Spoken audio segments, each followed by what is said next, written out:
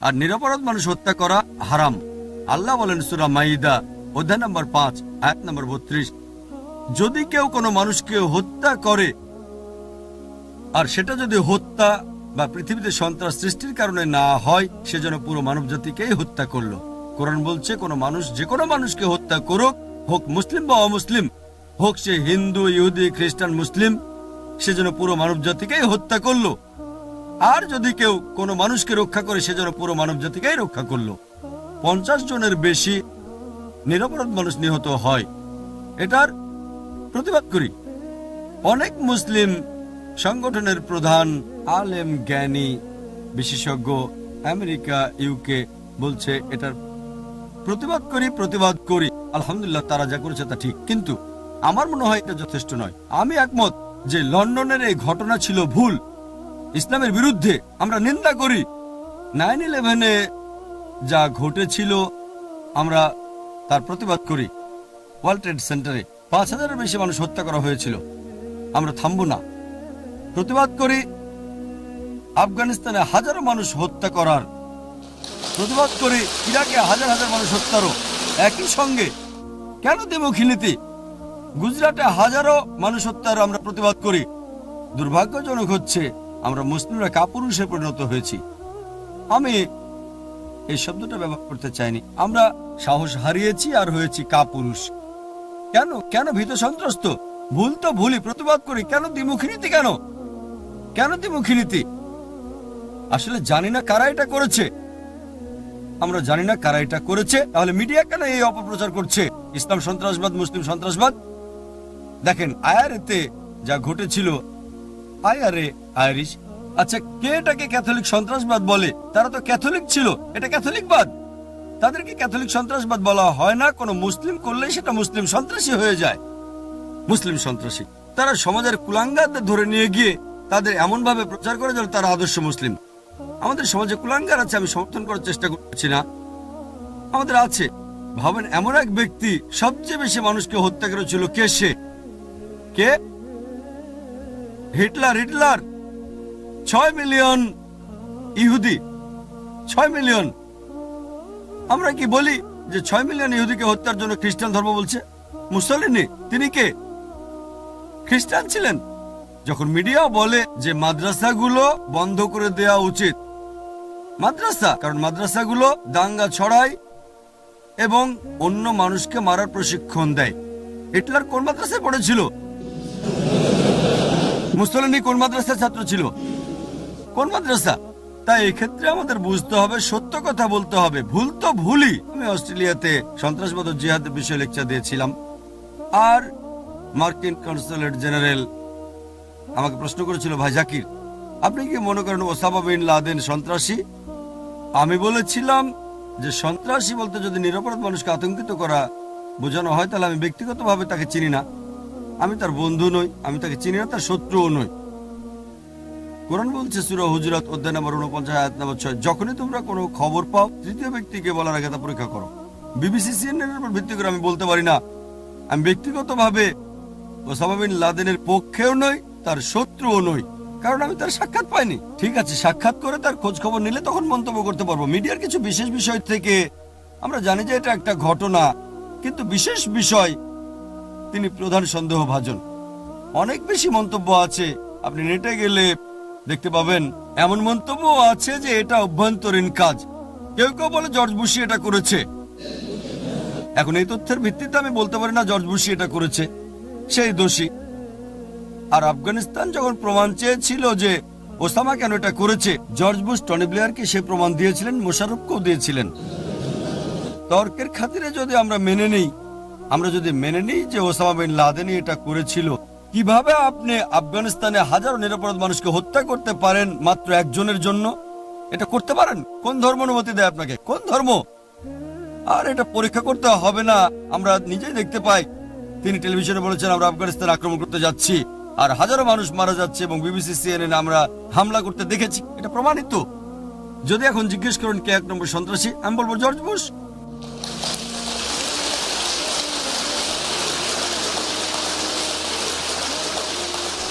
এরপর অস্ট্রেলিয়ার সংবাদপত্রে শিরোনাম হয়েছিল যে ডাক্তার জাকির নায়েক নিজেকে মৌলবাদী মুসলিম এবং জর্জ বুশকে 1 নম্বর সন্ত্রাসী বলেছেন, শিরোনাম হয়েছিল।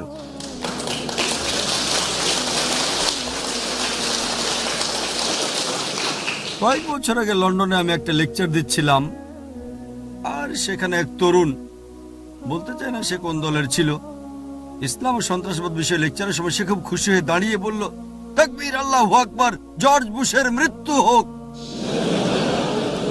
তার কিছু সমর্থকও ছিল। আমার লেকচারটাই শেষ। তাই আমি দাঁড়িয়ে বললাম, আমাদের প্রিয় নবী মুহাম্মদ সাল্লাল্লাহু আলাইহি ওয়াসাল্লাম বলেছেন, ইসলামের 2 ঘোর শত্রু ছিল, দুজনের নামই ছিল ওমর। মুহাম্মদ সাল্লাল্লাহু আলাইহি ওয়াসাল্লাম আল্লাহ সুবহানাহু ওয়া তাআলার কাছে দোয়া করলেন কমপক্ষে এক ওমরকে হিদায়াত দেওয়ার জন্য। ওমর রাদিয়াল্লাহু আনহু ইসলামের 2য় খলিফা, তিনি মুসলিম হলেন। জর্জ বুশেরও হিদায়াতের জন্য আমাদের দোয়া করা উচিত।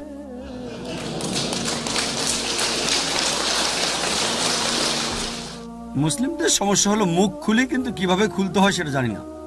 যদি জর্জ বুশকে হিদায়াতের জন্য বলি, কেউ আমাকে দোষ দিতে পারবে?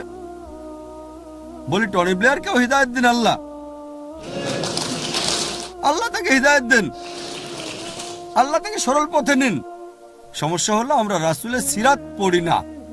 দেখেন, হযরত ওমর রাদিয়াল্লাহু আনহু ইসলামের ঘোর শত্রু ছিলেন। ইসলাম গ্রহণের পরে তিনি ঘোর সমর্থনকারী হলেন, তিনি আল ফারুক উপাধি পেলেন। তাই বুশ যদি আগামীকাল মুসলিম হয়, খুব ভালো, তাকে হত্যা করতে চান কেন? আমরা আল্লাহর কাছে দোয়া করি যেন তাকে হিদায়াত দেন। টনি ব্লেয়ারকে আল্লাহ যেন হিদায়াত দেন, এরকম অন্য মানুষকেও। তাই যখন প্রতিবাদের বিষয় আসে, ইরাকে কি ঘটেছিল? মানব বিধ্বংসী অস্ত্র? কোনো মানব বিধ্বংসী অস্ত্র পাওয়া যায়নি। কি ঘটেছিল? আমরা স্বীকার করি যে তখনকার শাসক সাদ্দাম হোসেন, অবশ্যই তিনি ভালো মুসলিম ছিলেন না, স্বীকার করে তিনি ভালো ছিলেন না। কিন্তু এখনকার ইরাকের অবস্থাটা দেখেন আপনারা। হ্যাঁ, সাদ্দাম হোসেনের সময় খারাপ ছিল, কিন্তু এখন আরো খারাপ। পরিস্থিতি খারাপ ছিল, কিন্তু এখন আরো খারাপ। ডাকাতি বেশি, ইরাকের সমস্যা আরো বেশি, আরো নারী ধর্ষিত হচ্ছে, কোনো নিরাপত্তা নেই।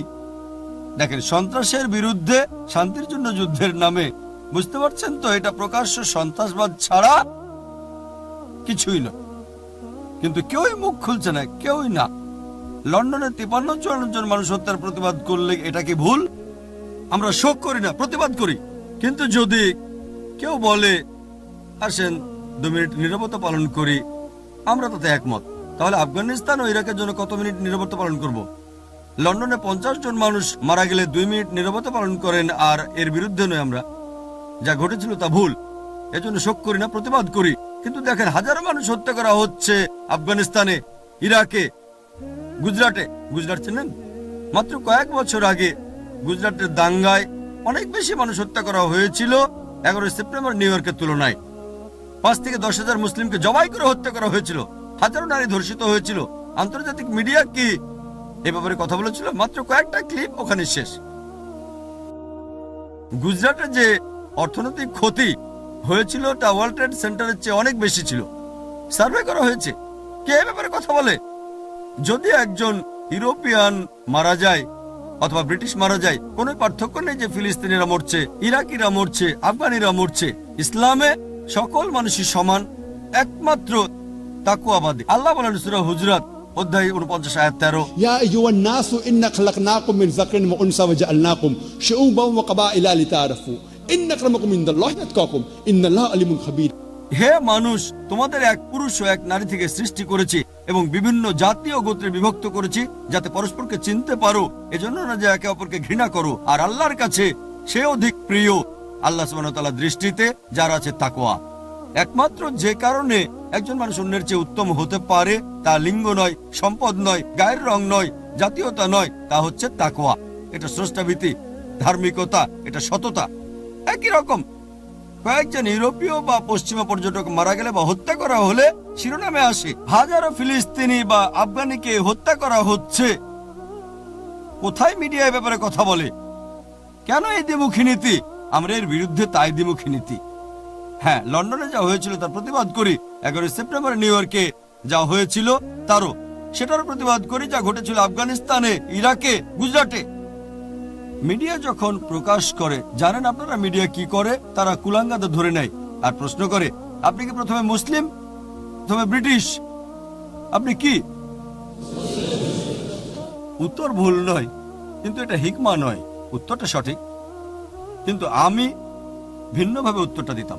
যদি আমাকে প্রশ্ন করে আমি কি প্রথমে ভারতীয় নাকি প্রথমে মুসলিম, সর্বক্ষেত্রে কেউ যদি জিজ্ঞেস করে আমি কি প্রথমে ব্রিটিশ নাকি মুসলিম, পাল্টা প্রশ্ন করেন আপনি কি প্রথমে মানুষ নাকি ব্রিটিশ, পাল্টা প্রশ্ন করে বেকায়দায় ফেলেন প্রথমে মুসলিম নাকি প্রথমে ব্রিটিশ। উত্তরটা কি? মানুষ। মানুষ। আপনি কি ব্রিটিশ বিরোধী? আপনি কি স্বদেশ বিরোধী? বেকায়দায় ফেলেন। আমরা কেন বেকায়দায় পড়ি? যখন আমেরিকায় যাই তখনও সে মানুষ, ঠিক না ঠিক? যখন অন্য কোনো দেশে যাই তখনও সে মানুষ। তাই বেকায়দায় ফেলতে হবে। তারা যে আমাদেরকে আগুনে ফেলছে, আমরা কেন সে আগুনে পুড়ে পড়ছি? তাকে পাল্টা প্রশ্ন করেন আপনি প্রথমে মানুষ নাকি ব্রিটিশ? আমি প্রথমে মানুষ। একইভাবে আপনি যেমন প্রথমে মানুষ, আমরাও প্রথমে মুসলিম। আমরা কেন মুসলিম? আমরা ব্রিটিশও। প্রথমে মুসলিম তারপরে ব্রিটিশ। কারণ আল্লাহ সুবহানাহু ওয়া তাআলা তিনি স্রষ্টা, আমাদের পালনকারী, আমাদের এই জীবন দিয়েছেন, তিনি সকল সামর্থ্য দিয়েছেন। আমরা প্রথমে তার অনুগত হব, তারপর দেশের প্রতি অনুগত। কিন্তু যদি আইন স্রষ্টা ও দেশের মধ্যে সাংঘর্ষিক হয়, আল্লাহ প্রথম। যদি মানবতা ও দেশের আইন সাংঘর্ষিক হয়, প্রথমে কাকে অনুসরণ করব? দেশ নাকি মানবতা? মানবতা, কারণ প্রথমে আপনি মানুষ। ধরেন কোন দেশের এমন আইন আছে যা মানবতা বিরোধী, অনুসরণ করবেন আপনি না, কারণ আপনি প্রথমে মানুষ। একইভাবে আপনি প্রথমে সৌদি নাকি মুসলিম? প্রথমে মুসলিম। ব্যাপারটা এমন না যে শুধু ব্রিটেনেই প্রথমে মুসলিম, এমনকি সৌদি আরবে প্রথমে মুসলিম পরে সৌদি, ইউএইতে আমরা প্রথমে মুসলিম তারপরে এমিরেটি, কুয়েতে আমরা প্রথমে মুসলিম তারপর কুয়েতি। কিভাবে বেকায়দায় ফেলতে হয় তা জানতে হবে। দুর্ভাগ্যবশত আমরা জানি না যে আল্লাহ বলেছেন হিকমার সাথে কথা বলো। পাল্টা বিতর্ক করার উপায়টা জানতে হবে। এভাবে ইনশাআল্লাহ আমরা ব্যাখ্যা করতে পারবো। মিডিয়া কি করে? সমাজের কুলাঙ্গারদের বাছাই করে।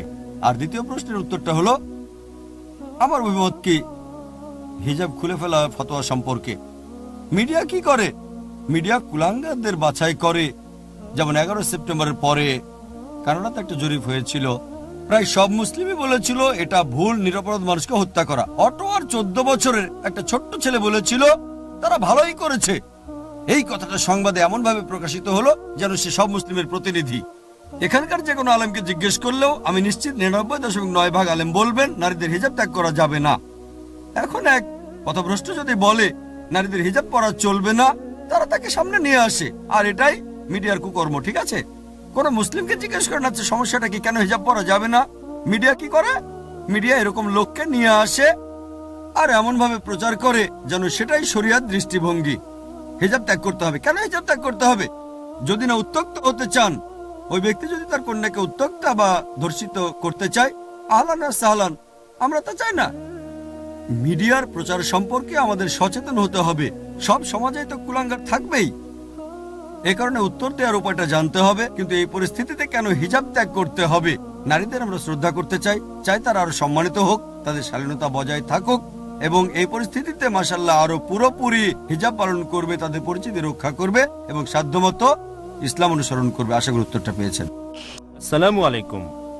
এক নাস্তিক এই প্রশ্নটি করেছেন এবং তার পক্ষ থেকে আমি আপনাকে এই প্রশ্নটি করছি। তাওরাত, বাইবেল ও কোরআন অনুযায়ী যদি একজন সত্যিকারের স্রষ্টা থাকে, তবে কেন প্রতিটি গ্রন্থই একই ধর্মের মধ্যে ঘৃণা বিদ্বেষ সৃষ্টি করে? এই প্রশ্নটি একজন নাস্তিক করেছেন। ভাই বললেন স্রষ্টায় অবিশ্বাসী এক নাস্তিকের প্রশ্ন। যদি প্রত্যেকেই এক স্রষ্টায় বিশ্বাস করে, তবে একই ধর্মে কেন এত ঘৃণা বিদ্বেষ? আমি কোরআন পড়েছি, বাইবেল পড়েছি, কিন্তু কোরআনের কোথাও বলা হয়নি যে নিজেদের মধ্যে হিংসা বিদ্বেষ করো। কিছু মানুষের ভুল ধারণা থাকতে পারে যে কোরআন বলছে তুমি যাও অমুসলিমদের হত্যা করো, এটাও আবার ভুল ধারণা। কোরআন আলহামদুলিল্লাহ, কোরআনের কোথাও কথা বলা হয়নি যে নিজেদের মধ্যে ঘৃণা বিদ্বেষ ছড়াও। উপরন্তু কোরআন বলছে ভালো দ্বারা মন্দকে প্রতিহত করো, তোমরা ভালো দ্বারা মন্দকে প্রতিহত করো। মাঝে মধ্যে শেষ উপায় হিসেবে আমি আগেও বলেছি এটা আমাদের শক্তি ব্যবহার করতে হতে পারে যাতে করে শান্তি প্রতিষ্ঠিত হয়, শান্তি প্রতিষ্ঠিত হয়, কিন্তু হিংসা বিদ্বেষের কথা বলে না। কোরআন ঘৃণা বিদ্বেষের কথা বলে না যে আপনি ঘৃণা করবেন, হোক এক মুসলিম অন্য মুসলিমকে অথবা কোনো মুসলিম অমুসলিমকে ঘৃণা করা। বিষয়টা এমন না। কোরআন বলছে অমুসলিমদের কাছে আপনাকে বাণী পৌঁছাতে হবে।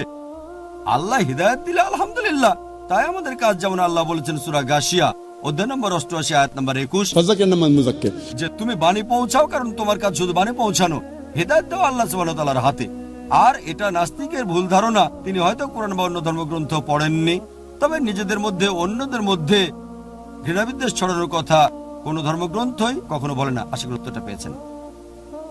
প্রশ্নটা লন্ডনে বোমা হামলা সম্পর্কে। এই বোমা হামলা বিষয়ে পশ্চিমা দেশে বাসকারী মুসলিমদের উদ্দেশ্যে আপনি কি উপদেশ দিবেন, এবং হিজাব খুলে ফেলা কি নারীর জন্য বৈধ হবে? দুটো প্রশ্ন করা হয়েছে এই গত মাসে ঘটে যাওয়া লন্ডন বোমা হামলা বিষয়ে এবং হিজাব খুলে ফেলা সম্পর্কে এক মুসলিমের ফতোয়া। এ ব্যাপারে আমার মন্তব্য কি? প্রথম প্রশ্নের বিষয়টা হচ্ছে, আমি সফর করার সময় সাধারণত মুসলিমদের দুটো পক্ষ দেখতে পাই। এক পক্ষ বলছে যা ঘটেছে তা সম্পূর্ণ ভুল এবং তারা প্রতিবাদ করে, অন্য দলের মতে পুরোপুরি ঠিক। আর আমি জানি, বিশ্বাস করি আমাদের মধ্যপন্থা অবলম্বন করতে হবে। আমার উত্তর হচ্ছে, গত মাসে লন্ডনে 50 জনের বেশি নিরপরাধ মানুষ হত্যা করা হয়েছিল। 50 জনের বেশি। আর নিরপরাধ মানুষ হত্যা করা হারাম। আল্লাহ বলেন সূরা মাইদা অধ্যায় নম্বর 5 আয়াত নম্বর 32, যদি কেউ কোনো মানুষকে হত্যা করে, আর সেটা যদি হত্যা বা পৃথিবীতে সন্ত্রাস সৃষ্টির কারণে না হয়, সেজন্য পুরো মানব জাতিকেই হত্যা করলো। কোরআন বলছে কোনো মানুষ যে কোনো মানুষকে হত্যা করুক, হোক মুসলিম বা অমুসলিম, হোক সে হিন্দু, ইহুদি, খ্রিস্টান, মুসলিম, সেজন্য পুরো মানব জাতিকেই হত্যা করলো। আর যদি কেউ কোনো মানুষকে রক্ষা করে, সেজন্য পুরো মানব জাতিকেই রক্ষা করলো। 50 জনের বেশি নিরপরাধ মানুষ নিহত হয়, এটার প্রতিবাদ করি। অনেক মুসলিম সংগঠনের প্রধান, আলেম, জ্ঞানী, বিশেষজ্ঞ আমেরিকা, ইউকে বলছে এটার প্রতিবাদ করি। আলহামদুলিল্লাহ, তারা যা করেছে তা ঠিক, কিন্তু আমার মনে হয় এটা যথেষ্ট নয়। আমি একমত যে লন্ডনের এই ঘটনা ছিল ভুল, ইসলামের বিরুদ্ধে। আমরা নিন্দা করি। 9/11-এ যা ঘটেছিল আমরা তার প্রতিবাদ করি। ওয়ার্ল্ড ট্রেড সেন্টারে 5000-এর বেশি মানুষ হত্যা করা হয়েছিল। আমরা থামব না, প্রতিবাদ করি। আফগানিস্তানে হাজারো মানুষ হত্যা করার প্রতিবাদ করি। ইরাকে হাজার হাজার মানুষ হত্যারও একই সঙ্গে। কেন দ্বিমুখী নীতি? গুজরাটে হাজারো মানুষ হত্যার আমরা প্রতিবাদ করি। দুর্ভাগ্যজনক হচ্ছে আমরা মুসলিমরা কাপুরুষে পরিণত হয়েছি। আমি এই শব্দটা ব্যবহার করতে চাইনি। আমরা সাহস হারিয়েছি আর হয়েছি কাপুরুষ। কেন কেন ভীত সন্ত্রস্ত? ভুল তো ভুলই, প্রতিবাদ করি। কেন দ্বিমুখী নীতি? কেন দ্বিমুখী নীতি? আসলে জানি না কারা এটা করেছে। আমরা জানি না কারা এটা করেছে। তাহলে মিডিয়া কেন এই অপপ্রচার করছে ইসলাম সন্ত্রাসবাদ, মুসলিম সন্ত্রাসবাদ? দেখেন আইআরএতে যা ঘটেছিল, আইরিশ, আচ্ছা কে এটাকে ক্যাথলিক সন্ত্রাসবাদ বলে? তারা তো ক্যাথলিক ছিল, এটা ক্যাথলিকবাদ। তাদেরকে ক্যাথলিক সন্ত্রাসবাদ বলা হয় না। কোনো মুসলিম করলে সেটা মুসলিম সন্ত্রাসী হয়ে যায়। মুসলিম সন্ত্রাসী তারা সমাজের কুলাঙ্গারদের ধরে নিয়ে গিয়ে তাদের এমন ভাবে প্রচার করে যেন তারা আদর্শ মুসলিম। আমাদের সমাজে কুলাঙ্গার আছে, আমি সমর্থন করার চেষ্টা করছি না, আমাদের আছে। ভাবেন এমন এক ব্যক্তি সবচেয়ে বেশি মানুষকে হত্যা করেছিল, কে সে? কে? হিটলার। 6 মিলিয়ন ইহুদি, 6 মিলিয়ন। আমরা কি বলি যে 6 মিলিয়ন ইহুদিকে হত্যার জন্য খ্রিস্টান ধর্ম বলছে? মুসলিনি তিনি কে? খ্রিস্টান ছিলেন। যখন মিডিয়া বলে যে মাদ্রাসাগুলো বন্ধ করে দেওয়া উচিত, কারণ মাদ্রাসাগুলো দাঙ্গা ছড়ায় এবং অন্য মানুষকে মারার প্রশিক্ষণ দেয়। হিটলার কোন মাদ্রাসায় পড়েছিল? মুসলিনি কোন মাদ্রাসার ছাত্র ছিল? কোন মাদ্রাসা? তাই এক্ষেত্রে আমাদের বুঝতে হবে, সত্য কথা বলতে হবে। ভুল তো ভুলই। আমি অস্ট্রেলিয়াতে সন্ত্রাসবাদ ও জিহাদের বিষয়ে লেকচার দিয়েছিলাম, আর মার্কিন কনসুলেট জেনারেল আমাকে প্রশ্ন করেছিল, ভাই জাকির, আপনি কি মনে করেন ওসামা বিন লাদেন সন্ত্রাসী? আমি বলেছিলাম যে সন্ত্রাসী বলতে যদি নিরপরাধ মানুষকে আতঙ্কিত করা বোঝানো হয়, তাহলে আমি ব্যক্তিগতভাবে তাকে চিনি না, আমি তার বন্ধু নই, আমি তাকে চিনি না, তার শত্রুও নই। কোরআন বলছে সূরা হুজুরাত অধ্যায় নম্বর 49 আয়াত নম্বর 6, যখনই তোমরা কোনো খবর পাও তৃতীয় ব্যক্তিকে বলার আগে তা পরীক্ষা করো। বিবিসি, CNN এর উপর ভিত্তি করে আমি বলতে পারি না। আমি ব্যক্তিগতভাবে ওসামা বিন লাদেনের পক্ষেও নই, তার শত্রুও নই, কারণ আমি তার সাক্ষাৎ পাইনি। ঠিক আছে, সাক্ষাৎ করে তার খোঁজ খবর নিলে তখন মন্তব্য করতে পারবো। মিডিয়ার কিছু বিশেষ বিষয় থেকে আমরা জানি যে এটা একটা ঘটনা, কিন্তু বিশেষ বিষয় তিনি প্রধান সন্দেহভাজন। অনেক বেশি মন্তব্য আছে, আপনি নেটে গেলে দেখতে পাবেন এমন মন্তব্য আছে যে এটা অভ্যন্তরীণ কাজ। কেউ কেউ বলে জর্জ বুশই এটা করেছে। এখন এই তথ্যের ভিত্তিতে আমি বলতে পারি না জর্জ বুশই এটা করেছে, সেই দোষী। আর আফগানিস্তান যখন প্রমাণ চেয়েছিল যে ওসামা কেন এটা করেছে, জর্জ বুশ টনি ব্লেয়ারকে সে প্রমাণ দিয়েছিলেন, মোশাররফকেও দিয়েছিলেন। তর্কের খাতিরে যদি আমরা যদি মেনে নিই যে ওসামা বিন লাদেনই এটা করেছিল, কিভাবে আপনি আফগানিস্তানে হাজারো নিরপরাধ মানুষকে হত্যা করতে পারেন মাত্র একজনের জন্য? এটা করতে পারেন? কোন ধর্ম অনুমতি দেয় আপনাকে? কোন ধর্ম? আর এটা পরীক্ষা করতে হবে না, আমরা নিজেই দেখতে পাই। তিনি টেলিভিশনে বলেছেন আমরা আফগানিস্তান আক্রমণ করতে যাচ্ছি, আর হাজারো মানুষ মারা যাচ্ছে, এবং বিবিসি CNN আমরা হামলা করতে দেখেছি, এটা প্রমাণিত। যদি এখন জিজ্ঞেস করেন কে 1 নম্বর সন্ত্রাসী, আমি বলবো জর্জ বুশ।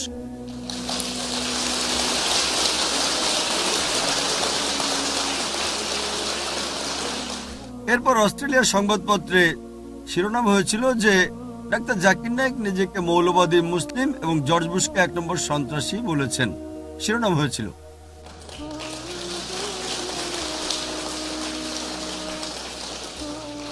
কয়েক বছর আগে লন্ডনে আমি একটা লেকচার দিচ্ছিলাম, আর সেখানে এক তরুণ, বলতে চাই না সে কোন দলের ছিল, ইসলাম ও সন্ত্রাসবাদ বিষয়ে লেকচারের সময় সে খুব খুশি হয়ে দাঁড়িয়ে বলল, তাকবীর, আল্লাহু আকবার, জর্জ বুশের মৃত্যু হোক। তার কিছু সমর্থকও ছিল। আমার লেকচারটাই শেষ। তাই আমি দাঁড়িয়ে বললাম, আমাদের প্রিয় নবী মুহাম্মদ সাল্লাল্লাহু আলাইহি সাল্লাম বলেছেন ইসলামের 2 ঘোর শত্রু ছিল, দুজনের নামই ছিল ওমর। মুহাম্মদ সাল্লাল্লাহু আলাইহি ওয়াসাল্লাম আল্লাহ সুবহানাহু ওয়া তাআলার কাছে দোয়া করলেন কমপক্ষে এক ওমরকে হিদায়াত দেওয়ার জন্য। ওমর রাদিয়াল্লাহু আনহু ইসলামের 2য় খলিফা, তিনি মুসলিম হলেন। জর্জ বুশেরও হিদায়াতের জন্য আমাদের দোয়া করা উচিত।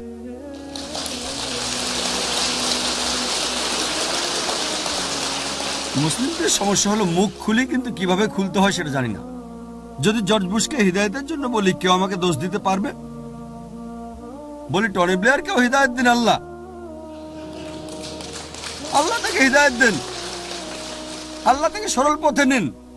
সমস্যা হলো আমরা রাসূলের সিরাত পড়ি না। দেখেন, হযরত ওমর রাদিয়াল্লাহু আনহু ইসলামের ঘোর শত্রু ছিলেন। ইসলাম গ্রহণের পরে তিনি ঘোর সমর্থনকারী হলেন, তিনি আল ফারুক উপাধি পেলেন। তাই বুশ যদি আগামীকাল মুসলিম হয় খুব ভালো, তাকে হত্যা করতে চান কেন? আমরা আল্লাহর কাছে দোয়া করি যেন তাকে হিদায়াত দেন। টনি ব্লেয়ারকে আল্লাহ যেন হিদায়াত দেন, এরকম অন্য মানুষকেও। তাই যখন প্রতিবাদের বিষয় আসে, ইরাকে কি ঘটেছিল? মানব বিধ্বংসী অস্ত্র? কোন মানব বিধ্বংসী অস্ত্র পাওয়া যায়নি। কি ঘটেছিল? আমরা স্বীকার করি যে তখনকার শাসক সাদ্দাম হোসেন, অবশ্যই তিনি ভালো মুসলিম ছিলেন না, স্বীকার করে তিনি ভালো ছিলেন না। কিন্তু এখনকার ইরাকের অবস্থাটা দেখেন আপনারা। হ্যাঁ, সাদ্দাম হোসেনের সময় খারাপ ছিল, কিন্তু এখন আরো খারাপ। পরিস্থিতি খারাপ ছিল, কিন্তু এখন আরো খারাপ। ডাকাতি বেশি, ইরাকের সমস্যা আরো বেশি, আরো নারী ধর্ষিত হচ্ছে, কোনো নিরাপত্তা নেই। দেখেন, সন্ত্রাসের বিরুদ্ধে শান্তির জন্য যুদ্ধের নামে, বুঝতে পারছেন তো, এটা প্রকাশ্য সন্ত্রাসবাদ ছাড়া কিছুই নয়। কিন্তু কেউই মুখ খুলছে না, কেউই না। লন্ডনে 53-54 জন মানুষ হত্যার প্রতিবাদ করলে এটা কি ভুল? আমরা শোক করি না, প্রতিবাদ করি। কিন্তু যদি কেউ বলে আসেন 2 মিনিট নীরবতা পালন করি, আমরা তাতে একমত। তাহলে আফগানিস্তান ও ইরাকের জন্য কত মিনিট নীরবতা পালন করব? লন্ডনে 50 জন মানুষ মারা গেলে 2 মিনিট নীরবতা পালন করেন, আর এর বিরুদ্ধে নয় আমরা। যা ঘটেছিল তা ভুল, এজন্য শোক করি না, প্রতিবাদ করি।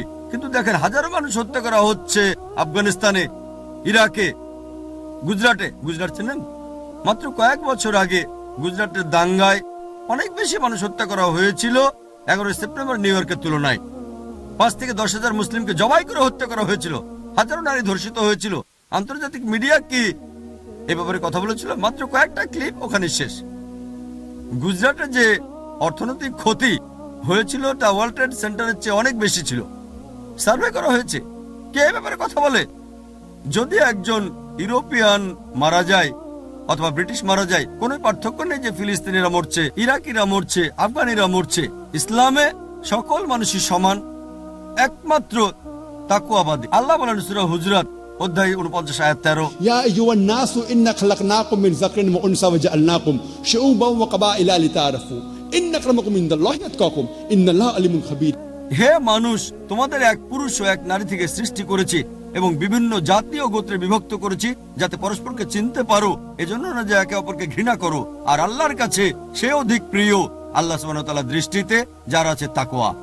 একমাত্র যে কারণে একজন মানুষ অন্যের চেয়ে উত্তম হতে পারে তা লিঙ্গ নয়, সম্পদ নয়, গায়ের রং নয়, জাতীয়তা নয়, তা হচ্ছে তাকওয়া। এটা স্রষ্টাভীতি, ধার্মিকতা, এটা সততা। একই রকম কয়েকজন ইউরোপীয় বা পশ্চিমা পর্যটক মারা গেলে বা হত্যা করা হলে শিরোনামে আসে হাজারো ফিলিস্তিনি বা আফগানিকে হত্যা করা হচ্ছে। কোথায় মিডিয়া এ ব্যাপারে কথা বলে? কেন এই দ্বিমুখী নীতি? আমরা এর বিরুদ্ধে তাই দ্বিমুখী নীতি। হ্যাঁ, লন্ডনে যা হয়েছিল তার প্রতিবাদ করি। 11 সেপ্টেম্বর নিউ ইয়র্কে যা হয়েছিল তারও সেটারও প্রতিবাদ করি। যা ঘটেছিল আফগানিস্তানে, ইরাকে, গুজরাটে। মিডিয়া যখন প্রকাশ করে, জানেন আপনারা মিডিয়া কি করে? তারা কুলাঙ্গাদের ধরে নেয় আর প্রশ্ন করে, আপনি কি প্রথমে মুসলিম নাকি প্রথমে ব্রিটিশ? আপনি কি? উত্তর ভুল নয়, কিন্তু এটা হিকমা নয়। উত্তরটা সঠিক, কিন্তু আমি ভিন্নভাবে উত্তরটা দিতে